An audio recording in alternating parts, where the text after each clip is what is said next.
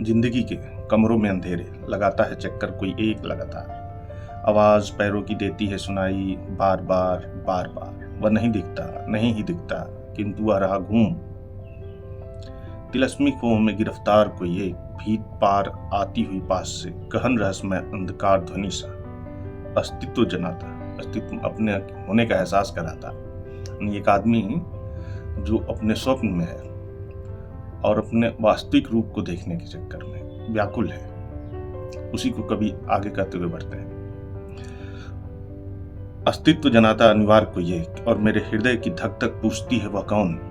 सुनाई जो देता पर नहीं देता दिखाई, इतने में अकस्मात गिरते हैं भीतर से फूले हुए पलिस्तर। जो जड़ मान्यताएं हैं वो टूटने लगती है।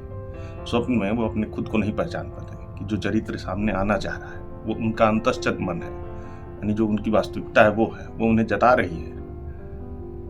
जो ये फूले हुए पलस्तर गिरते हैं, यानी जड़ मान्यताएं टूट रही है, जो वो दृश्य उभर रहा है, जो अंतश्चेतना सामने उभर के आ रही है, उसी को कवि कहता है।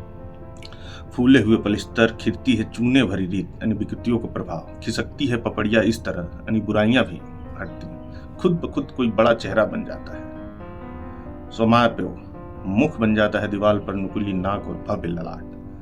मतलब एक जो अंतश्चन मन है साफ सुथरा होकर उसके सामने आ रहा है, कभी का अपना प्रतिरूप दिखा रहा है, लेकिन वो पहचान नहीं पा रहा है स्वप्न में। मुख बन जाता है दीवार पर नुकी नाक और भव्य ललाट, दृढ़ हनु।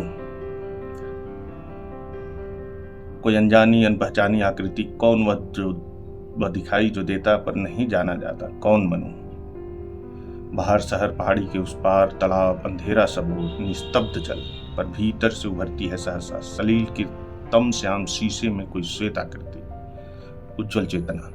तम श्याम मतलब जो सलील के तम श्याम, यानी एक पारदर्शी जल है जिसमें अच्छाई बुराई सब दिख रहा है। तम श्याम मतलब गाढ़ा अंधेरा। कुहरीला कोई बड़ा चेहरा फैल जाता है और मुस्काता है, पहचान बताता है, किंतु मैं हतप्रभ नहीं वह समझ में आता। अभी ये पहचान नहीं पा रहे हैं अपने अंतश्चेत मन को। अरे अरे तालाब के पास पास, अरे अरे तालाब के आस पास अंधेरे में वन वृक्ष चमक चमक उठते हैं हरे हरे अचानक।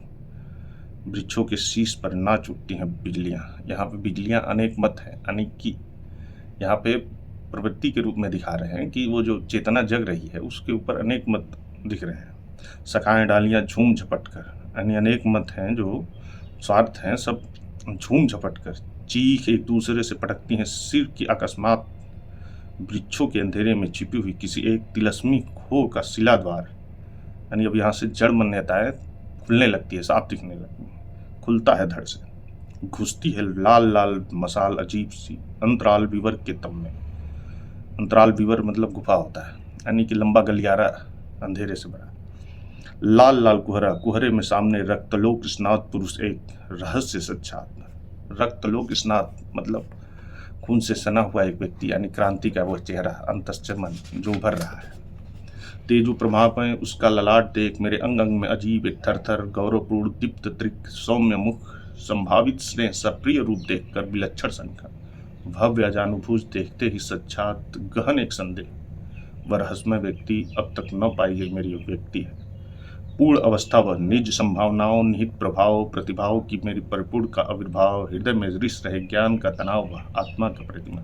अब ये इन्हें हल्का हल्का अनुभूति होने लग रही है कि मेरा यह वास्तविक रूप है जो सपने में उजागर हो रहा है। फिर भी प्रश्न खड़े हो रहे हैं। प्रश्न थे गंभीर शायद खतरनाक भी, इसलिए बाहर के गुंजन जंगलों से आती हुई हवा ने फूक मार एकाएक मसाल ही बुझा दी कि मुझको यूं अंधेरे में पकड़कर मौत की सजा दी।